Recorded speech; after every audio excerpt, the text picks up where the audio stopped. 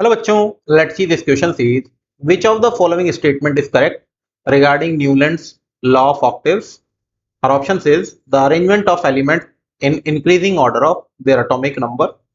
The B one is every 8 element has properties similar to the first element, and the C option is this law is true only for the element up to argon, and the last one is none of the above. So the key concept for this question is Newland's law of octaves. तो अगर इसके हिसाब से बोला जाए Newland law of Octave के हिसाब से, तो if element are arrange in increasing order of their atomic weight. सबसे पहला तो यह है कि इसे एटॉमिक वेट पे बनाया गया मतलब कि इस पीरियोडिक टेबल को, जो भी है न्यूलैंड की पीरियोडिक टेबल थी. तो लिखें यहाँ पे एलिमेंट्स या the arrangement of the elements in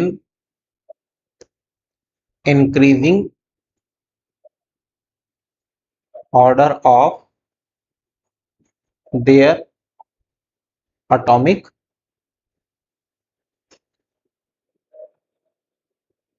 weight. Clear. तो इसके अलावा आप ये भी बोल सकते हैं, एक पॉइंट ये हो जाएगा, दूसरा पॉइंट ये हो जाएगा कि every 8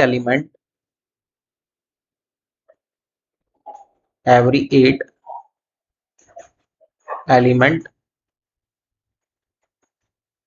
had properties similar to the first element.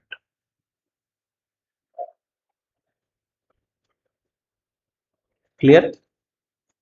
और अगर हम लोग देखें इसके अरेंजमेंट में, तो ये periodic table up to calcium ठीक चलती है, ठीक है ना. और दिस periodic table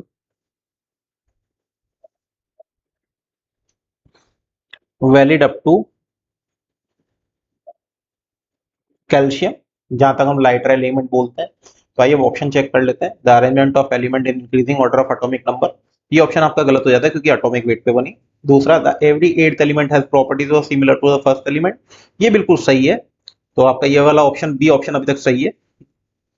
फिर पूछ रहा है थर्ड सी ऑप्शन के अंदर the this law is true only for the element up to argon, नहीं ये valid up to calcium. Clear है. और उस समय तक तो नोबल गैसेस मिली भी नहीं थी, तो ये ऑप्शन भी आपका गलत है. और नन ऑफ द अबव को हम लोग देख ही नहीं रहे. सो यहां से देखें तो हमसे पूछ रहा करेक्ट कौन सा है, तो करेक्ट वन हो जाएगा हमारा B. So the right option is option B. Hope you understood it well. Best of luck.